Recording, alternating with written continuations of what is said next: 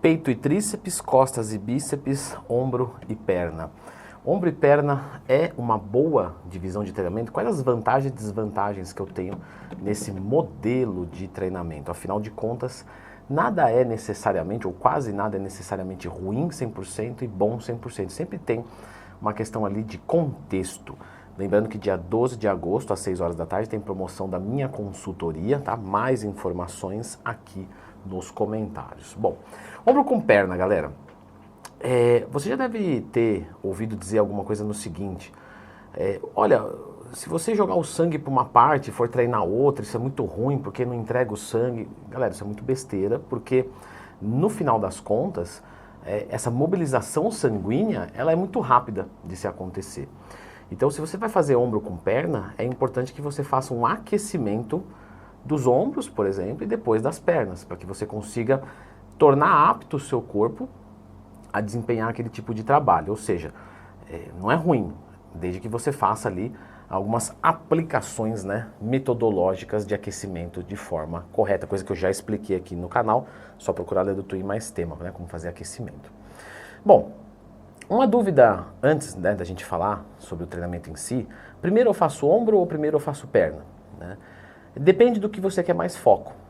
Então, se você quer foco mais em ombro, você faz em ombro. Se você quer mais em perna, você faz perna primeiro, né? Lembrando que perna aqui, só para ficar muito claro, tá? Eu tô falando numa linguagem popular. Porque se você vai falar de forma acadêmica, perna é do joelho para baixo. Ou seja, fala um músculo da perna, quadríceps, tá errado? Não. Panturrilha, né? Na verdade, panturrilha não é um músculo, é um grupamento muscular. Mas você entendeu o que eu quis dizer, do joelho para baixo. Tríceps sural, beleza, músculo da perna. Só que aqui a gente vai tratar a perna como da cintura para baixo para ficar mais fácil, né, de conversar, de trocar ideia. Afinal, a gente não está defendendo tese de mestrado. Ainda que alguns haters vão achar que sim, né, só para poder falar mal. Bom, o que eu vejo acontecendo no treinamento de ombro e perna? Leandro, você prescreve esse treino na sua consultoria? Sim, claro, prescrevo.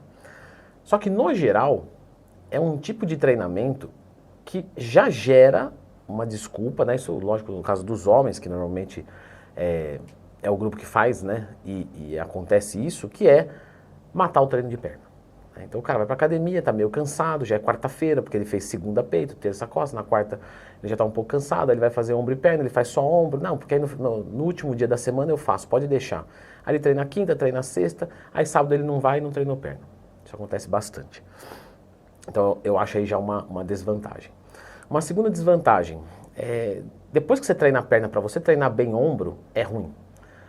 E, consequentemente, ombro não vai desenvolver bem. E ombro é extremamente importante para a parte superior do corpo. Né? O desenvolvimento dos deltoides, deltoide é músculo, ombro e articulação, tá? Essa é a diferença. Então vamos falar ombro também para facilitar. O desenvolvimento dos ombros, dos deltoides, enfim, é crucial para a estética. Então, assim, é um tipo de treinamento que costuma deixar a desejar. Eu particularmente, né, e aqui eu estou falando particularmente mesmo, porque, né, temos opiniões diferentes, a gente tem que respeitar isso, né? Como o vídeo é meu, eu estou falando a minha opinião.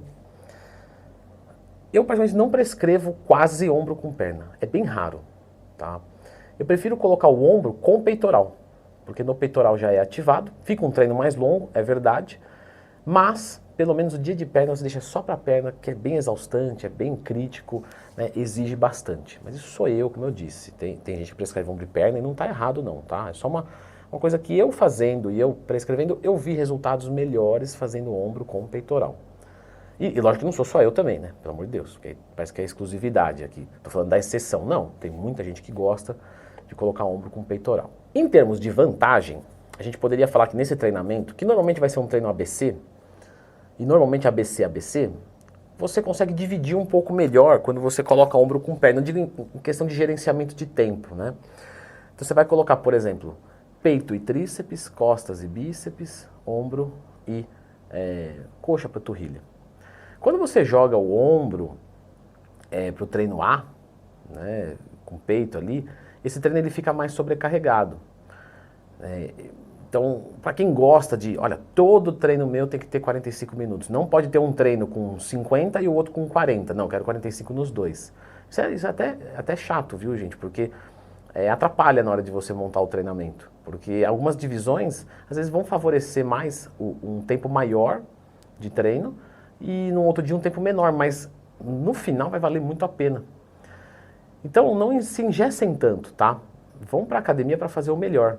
Lógico que eu estou falando aqui, né, de um cenário que você tem essa possibilidade, porque você pode dizer o seguinte, Leandro, pô, eu treino na hora do meu almoço, então não pode ter um treino de 1h30 e outro de 50 minutos, porque eu só tenho 1 hora para almoçar e 1 hora para treinar. Então tudo bem, né, claro, é questão de bom senso. Porém, né, aproveita para clicar no gostei e se inscrever no canal enquanto você me ouve, já que recebeu uma bela dica de graça. Mas, vamos falar agora de uma coisa diferente. Não vamos falar de um treino ABC-ABC. Vamos falar, por exemplo, de um treino ABCD, ABCDE, alguma coisa assim. Tudo coisas que eu ensinei no meu curso, que ensina como montar um treino e periodização do zero, link na descrição. Nesse tipo de treinamento, eu posso fazer ombro com perna? Pode. Cai nas mesmas coisas daqui. Porém, nesse tipo de treino, eu não vejo nenhum sentido em colocar junto. Digo em situações normais. Porque você tem mais dias para treinar. Então você pode deixar o dia de membro inferior exclusivo para ele, né? Ou misturar com alguma outra coisa, por exemplo, um abdômen, uma coisa um pouco menos, vou usar essa palavra, tá? Comprometedora. Então, no treinamento de uma vez por semana, cada agrupamento muscular, não acho legal colocar, tá? Lógico que eu estou falando de ciência e da minha opinião também. Eu gosto de deixar isso claro, porque às vezes tem algum professor assistindo, fala, poxa, mas eu passo diferente e eu acho que funciona. Tudo bem, professor. Né? A gente está aqui para dar a nossa visão. E na minha visão, um treinamento desse, ombro com perna, eu não vejo sentido. Se você vê sentido, escreve nos comentários e o porquê, para me ensinar também. Afinal, todo professor é aluno. E se ele não for aluno, ele é um péssimo professor. Então, se você quer o meu veredito, eu evito o máximo possível o ombro com perna. E algumas situações eu uso quando é muito específico. Já no caso das mulheres, aí já é bem diferente. Ombro com perna vai bem. Até porque a mulher, às vezes, divide a perna, né? Então, o treinamento de ombro dela... Não vou falar que é muito mais light não, porque hoje a mulherada está treinando muito bem ombro e costas e está ficando com um shape bem legal por causa disso. Mas é um pouco mais tranquilo, tá? Então para a mulher usar ombro com perna, aí sim, isso eu uso bastante. Beleza? Quantas vezes na semana eu devo treinar peitoral? Então eu vou deixar a indicação de um vídeo onde a gente discute várias situações, iniciante, intermediário, avançado, pessoas que estão focando, que não estão focando, enfim. Dá uma olhadinha nesse vídeo para você não errar mais na divisão do treino de peito.